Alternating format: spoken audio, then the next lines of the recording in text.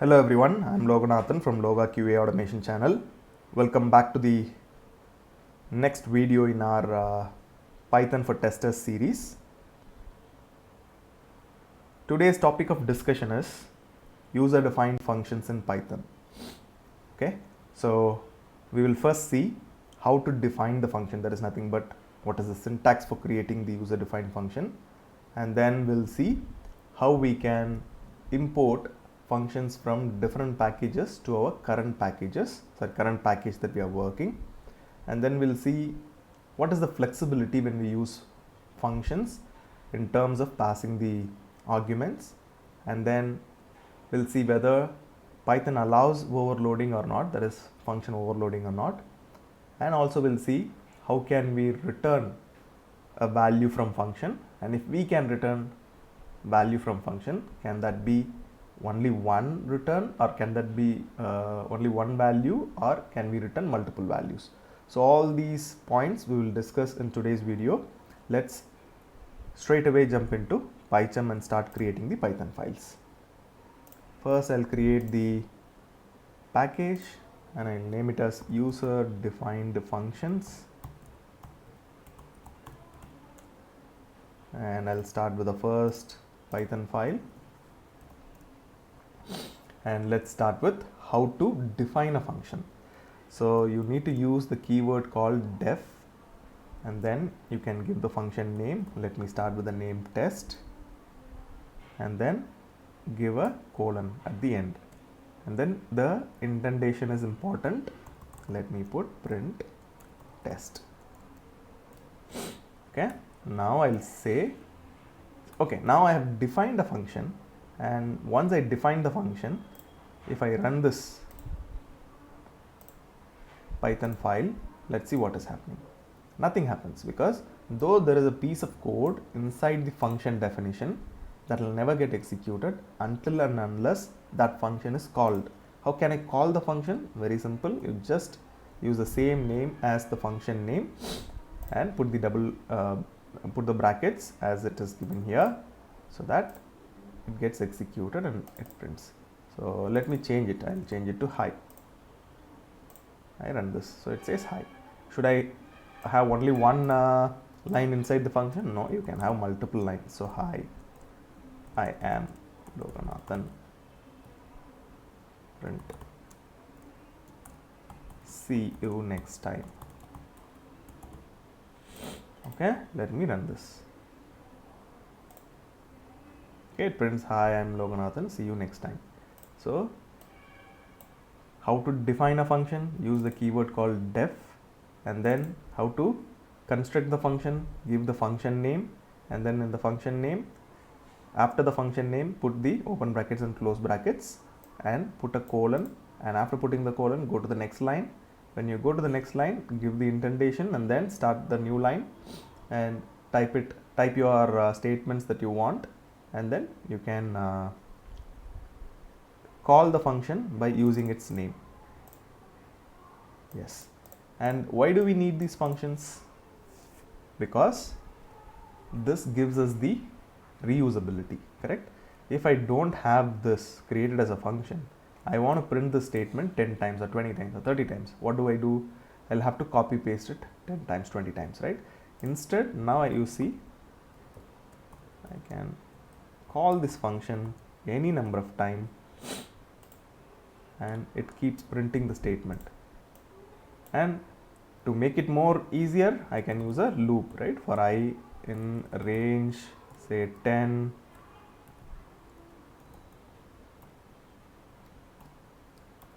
if I call the function, what is going to happen? It is going to call this functions 10 times, and every time it gets called, it is going to print these 3 statements. So that is the advantage of this function, right? Because I define it only once and I can use it n number of times. And also think from an angle that you need to change something in this set of lines. So you just need to do it only once. Say I want to add I am Loganathan, but I want to add one more line in between this I am Loganathan and see you next time. What can I do? Welcome to Python course. can give, and I can run. Now you see that it started printing. In case if I have manually copy pasted all these things 10 times, then if I want to include one line in between, what do I need to do? I have to insert this line in every block of the code. So it is giving me or it is taking my time when it comes to modification or maintenance, right? So that is the reason we go for function. One is reusability, another one is time saving when it comes to maintenance. So that is the reason we go for function. And now you know how to define a function and then how to call the function. Okay, all right, let me go here, and then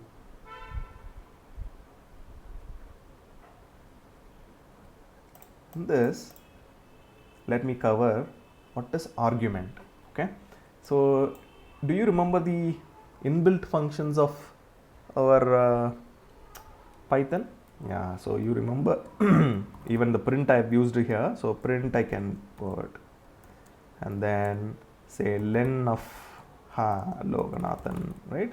So all these are inbuilt functions. So print is a function, len is a function, and it takes something and then it does some operation and then it returns a value, right? Because print will not return anything, it simply prints, but len will return a value, correct? Say a is equal to len of Loganathan and then print a.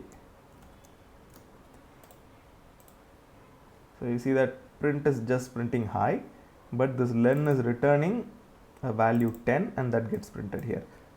What if you want to do the same with your user defined functions? Okay, how can you do that? First of all, you need to define a function. Let me name it as test2 or function2. I'll put it as function2, and then I'll say I'm going to take something as argument, that is a. And then here what I do, print my argument is a.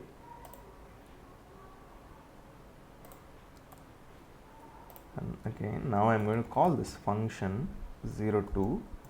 Say I'll first call it with 5, and then function 02, I'll call it with 3. Let's run this. So it says my argument is 5. First time it gets called, it says my argument is 5. Next time it gets called, it says my argument is 3. So function can take an argument, and then that argument can be used inside the function's block. Right, this is kind of a variable, right? So a is created as a variable, and whatever you're putting here, it goes and stores here, and whenever we use it inside the function block, that gets utilized here. So next time when you call the function, what happens? This 3 goes and sits here, and then that gets called here and 3 gets printed. So that's why you're seeing that my argument is 3. Clear? Nice. Okay, next what I do, say these two functions are here in test1.py. I'm going to create another file, Python file. I'll name it as test2. I want to call this function, say function2 of a and test, function2 and then test.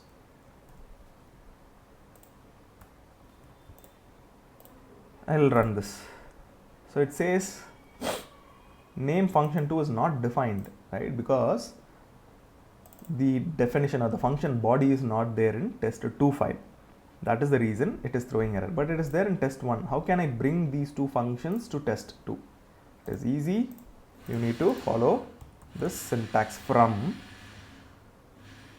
okay, and then here you need to put the package name, which is nothing but user defined functions, user defined functions, and then have a dot, and then give the module name, that is file name, test01 .py, right? That file name you need to give, and then import After importing, mention the function names. So function 2 I want, and then I want test. So both of them are imported. Now you see that the error is gone, and when I run this, you can see that first it calls with 5, that is why it says my argument is 5, and then it calls the test function, which is printing a set of statements, right? Hi, I am Loganathan, welcome to Python course, see you next time.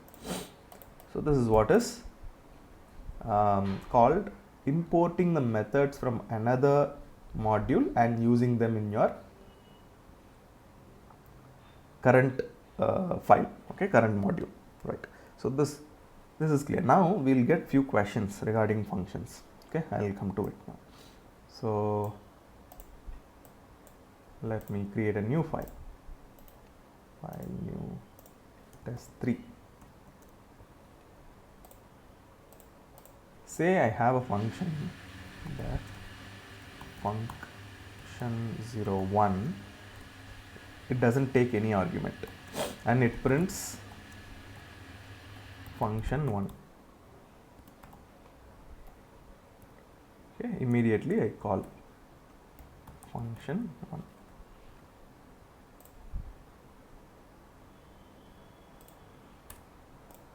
Okay, so what it does, it prints. Next, what I'm going to do is I'll again define this function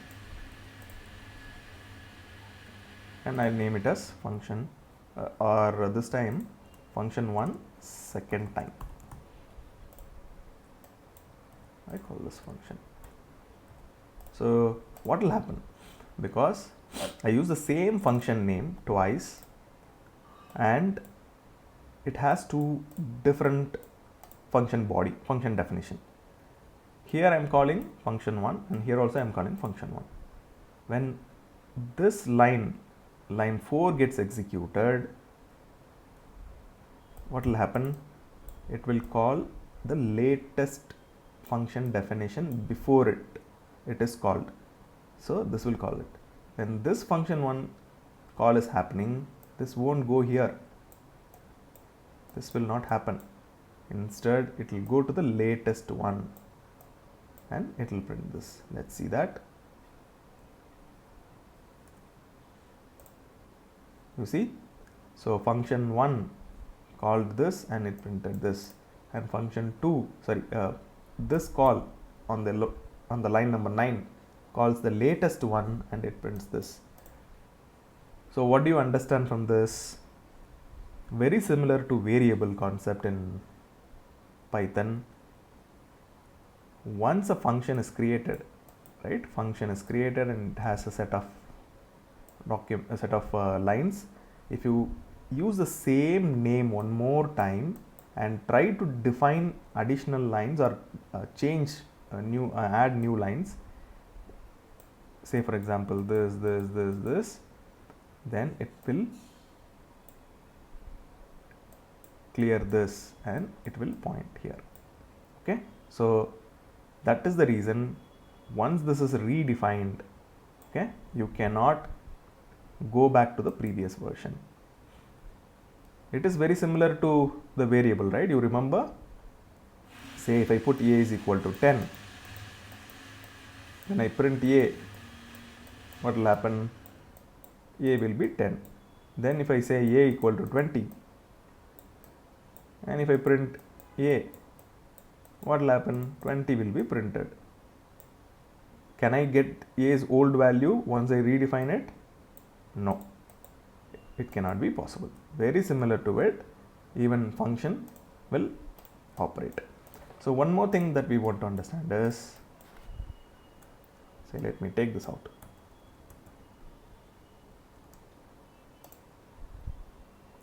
Say we have a function definition. Now I am trying to call this function definition before it gets defined. Will it be possible? No, it is not possible. In Python, always definition should come first and then the function call should come next. In other languages, coding languages, for example JavaScript, you can have your function definition anywhere in your script file and you can call them even before that line of code comes into picture. But in Python, that is not allowed. It is always first the function definition and then the function call. Remember that. Okay. All right. So this is about using the same function name multiple times in your Python file, and also calling the function before defining it in the same Python file. So that we have covered. Next, we'll talk about how can we import multiple functions in our Python file. So here in test 1, we have 2 functions, right? Let me define one more. Say I'll put it as function 3. And I call this as function 4. Say we have 4 functions in Python, test 1 Python. Now in test 3, what I want to do is, I want to take only the first one. How can I do it? From, we have to put the package name, user defined functions dot, then test01, then import. But this time I just want only one function. So what I do, I go here, I copy the name, which is test. I come here and I put it. When I do this, can I call this test function? Yes, I can call. When I run this, it gets executed. Say now I want the next function to be imported from user defined functions dot test1 import. Say I want this function too. I can do it and I can call it here. What is happening? Okay, it takes the argument. So let me pass the argument. So my argument is 4. It prints. Should I create new line every time when I import a function which is there already in the package which was imported before? Not required. I can use a comma and use it. Correct? Yeah. So this is one possibility. And another possibility is, say there are 4 functions and all 4 functions you want, then simply put a star. You don't need to give the function names separately. So you just put a star here. And then use all the functions.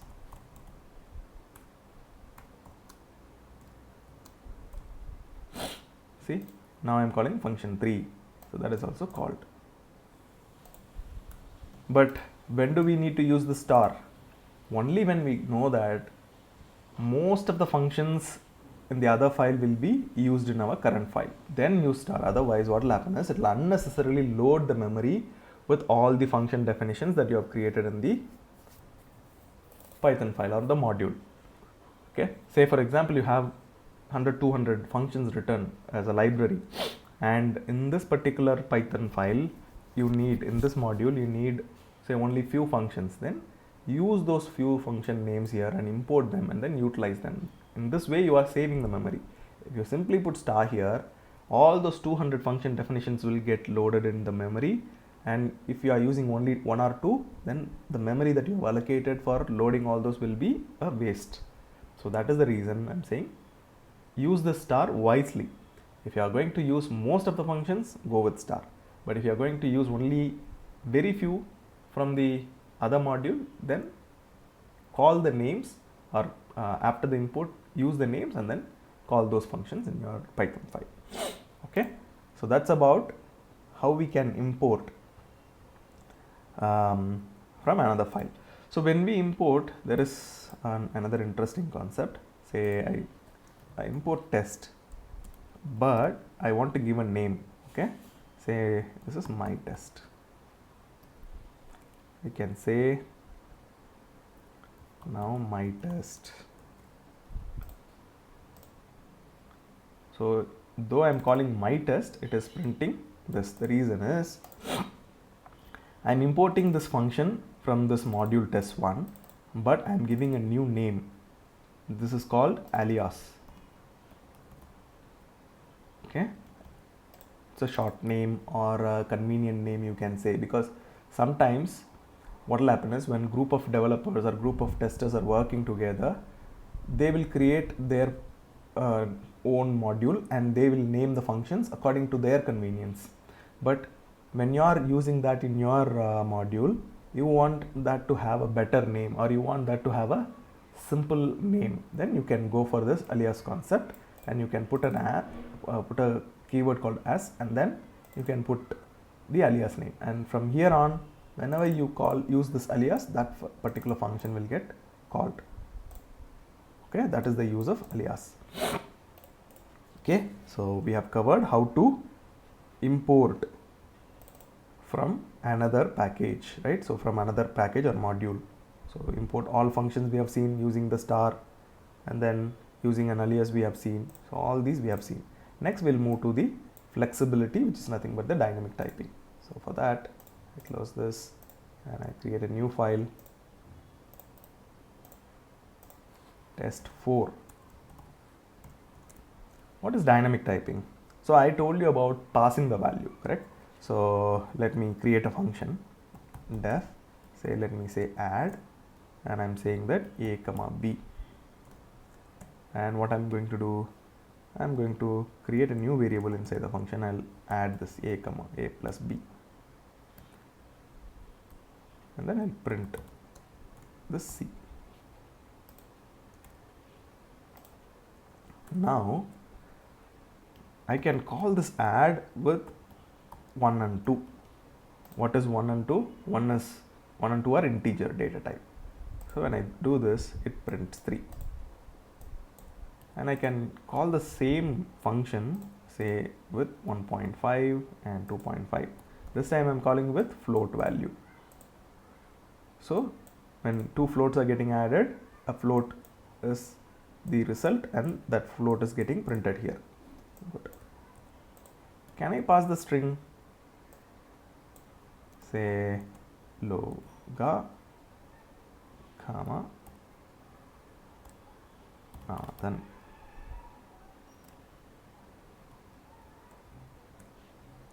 and I'll pass this. Yes, Loganathan is concatenated. So what does it mean? In Python, the argument is flexible. It can take any data type. So here, okay, one more concept. Here, whatever you are using, it is called arguments. And from the place where you are calling the function, whatever values that you are sending, that is called parameters. Okay, argument can take any type, that is data type of parameters. So that is what this example says, and accordingly you can perform the action. So now I'll show you one simple example. This time I'll go with subtraction. Sub. And this time I want to say a colon int, and then b colon int, and c is equal to a minus b, and then print c. Why am I doing it? So here, when I put my cursor on top of the function name add, you see that it says add colon, and then b colon, it says any, and then none. I'll come to it a little later. So it doesn't say what is the function expecting as an argument. But now I have given a colon int, b colon int, and then c is equal to a minus b, print c. So let's see, when I try to call this function sub, and I put my cursor on top of it, what is it saying? A should be int, b should be int, and then it returns none. Okay, I'll come to none. So if it is defined like this, I am getting the clue, I am getting the hint what I should pass. So let me pass 5 comma 2 or 5 comma 3, and I'll run this. So it gives the subtracted value of 5 comma 3. 5 minus 3 is 2. This is what it is giving. But this is just for documentation purpose. If I put my cursor, it still says A is int, B is int. If I send something else, say 2.5 and 1.2, if I pass this value, it gives me 1.3 because it is just for documentation purpose. In Python, arguments can take any type of data types, right? Any data types the argument can take. Though it says integer, you can pass float and it will still give you the it will still perform the action, will give you the intended result. So this is just for documentation purpose, remember that. Okay, all right, let's move to the next one. Overloading, whether it is possible or not. We have already seen it, okay, but I'll tell you in other languages what is overloading. Say def, let me do a control Z and let me have this, and I'll create a new file, test file.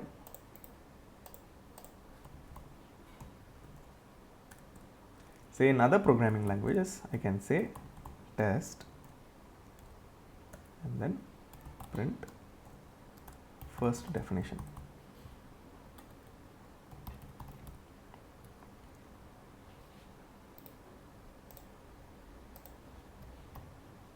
Okay, and then I go here, and here I will say that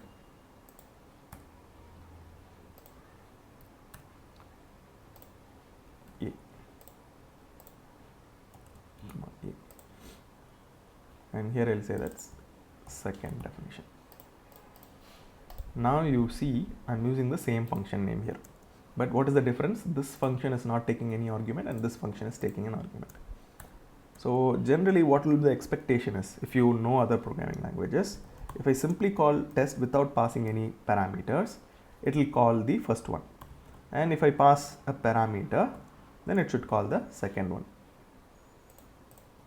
That is the general expectation. So I'll again tell you, when I don't pass anything, we will expect the first function to be called.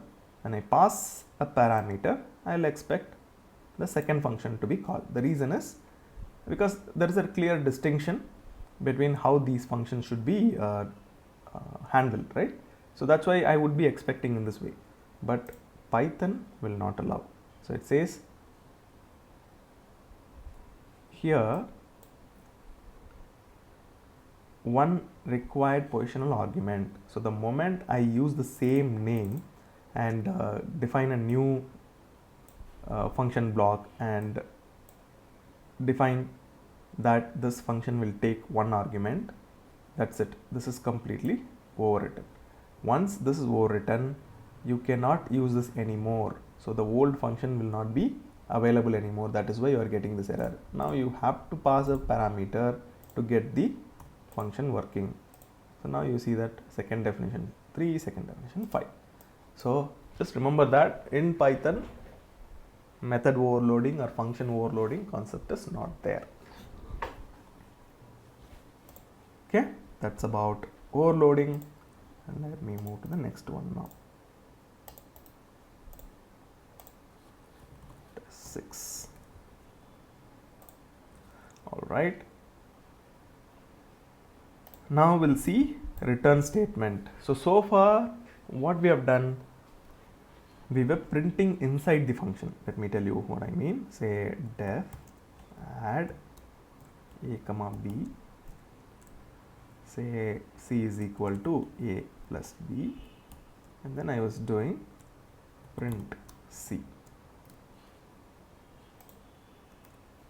So I was just calling this add function with two variables 3, 4, and I was expecting it to print the sum of these two numbers, that is nothing but 7.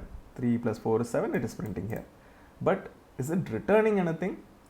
It says definition, and then at the end it says hyphen and a kind of arrow mark and says none. None means this function is not giving anything back to the caller. So here is what you are calling and it is not giving anything back to the caller. So example, at the beginning I told you, print will not return anything. Print will simply print the content that we are passing, but len of ABC will return a value. So let me put my cursor on print.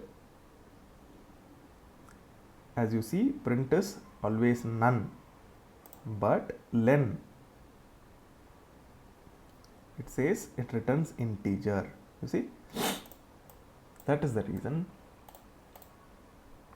For some functions, we may want something to be returned to the caller. For example, here itself, instead of printing it, I just want to return. How can I do it? Simply use the keyword called return and then say what you want to return. I want to return the C. So this time if I simply call the function, what will happen? Nothing will happen. Why? Because I haven't collected the return value. I'll use a variable C now is equal to add, or I'll put a variable result.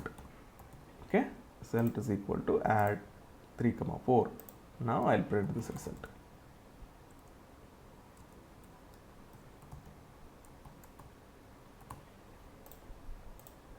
You see, the 7 is printed. Last time the 7 was printed from the print statement inside the function block. This time the 7 is printed because the 7 is stored in the result variable, which is returned by the function, and then that gets printed in the line number 6. Okay, I hope it is clear. So this is how you use the return value. And let me write one more function. So this time this is for add underscore multiply. Okay, and C is equal to A plus B, D is equal to A multiplied B by B, and I want to return both C and D now. What can I do to return more than one value? It is very simple. Just use a comma and then pass the next value. And here you see the same thing, right? I'm using add underscore multiply and I'm passing 2 values, and the result I'm storing here, and then I'm printing the result. Okay, let me run this and you tell me what is it returning. Excuse me. So what is it returning? It is returning 2 values, nothing but 7, because 3 plus 4 is 7, and then 3 into 4 is 12. So this is returning 12, but it is returning within the brackets. What does it mean? It is a tuple, right? Values return values will be packed into tuple and returned. At the result, how can I get individual values? Very simple. I can use the index result of 0 and print result of 1. So it prints 7 and 12 separately.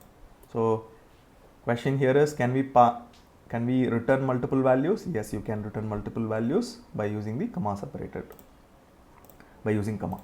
Okay, nice. So next is after return. Okay, say I'm typing some values. Say E is equal to A divided by B, and F is equal to A star star B. That is nothing but A power B. Now all those things I'm writing, and I'll run the function. So what is happening? It is printing 7, then it is printing 12. Is these lines of code executed? No. Reason? Return is the jumping statement, or return is the control transfer statement. The moment the control comes to return, it will go back to the caller. It will never execute the lines after return. So these are unreachable code. So though Python allows it, there is of no use. It is of no use. So don't use any statement after the return value. Very similar to this, we have seen another 2 control transfer statements. What are they?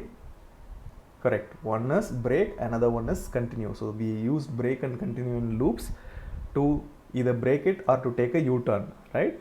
So even there, any code written below the break or any code written the continue statement will never get executed. Those are unreachable codes. So do not use them. And same concept applies here. After return, don't write any statement. Okay. All right. So that's about multiple value returns and output. Cool. And finally, what I'll show you is I will create a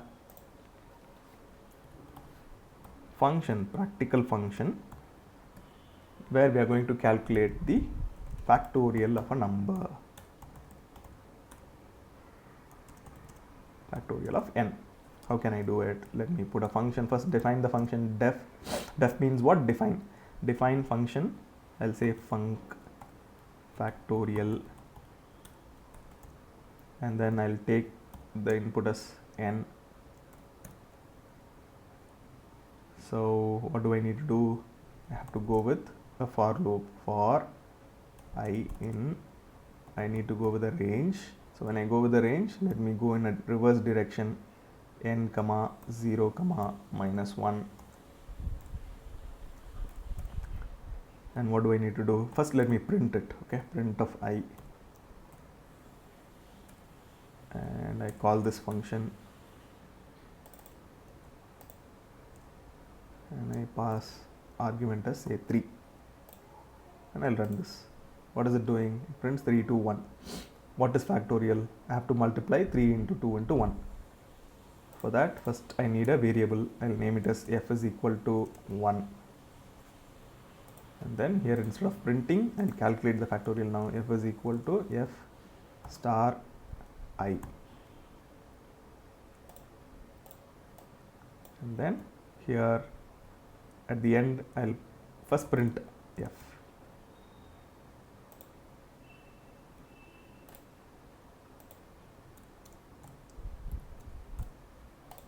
I'll run this. So it is 6. Instead of printing, what I'll do, I'll return f. Nice. So here, either I can collect it in a variable and then print it, or I can simply put it like this. Say 3, 5, 4, 6 and 8. I'm simply giving. Okay, so now let me run it. So I'm getting the factorial of all these numbers. Whatever I passed, it calculated the factorial and it printed. Now you will understand why we need the function. Correct? Because every time I want to calculate factorial of a value, I don't need to repeat this code, right? This for loop or this definition, I don't need to repeat. It is defined once but called multiple times with different values. So the parameters are different, and this gives us the reusability of this code. And also tomorrow, if I want to change something, what I mean by change, say I made a mistake. Instead of f star I put f star n. Yeah, what will happen? The numbers will go wrong. But we identify that there is an issue and we want to fix. So how many places we are fixing? We are fixing at only one place, and automatically all are corrected.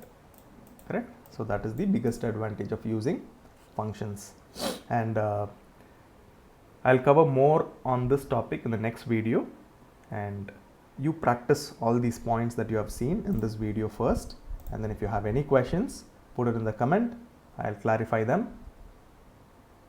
Until next time, keep learning and keep growing. Take care. Bye.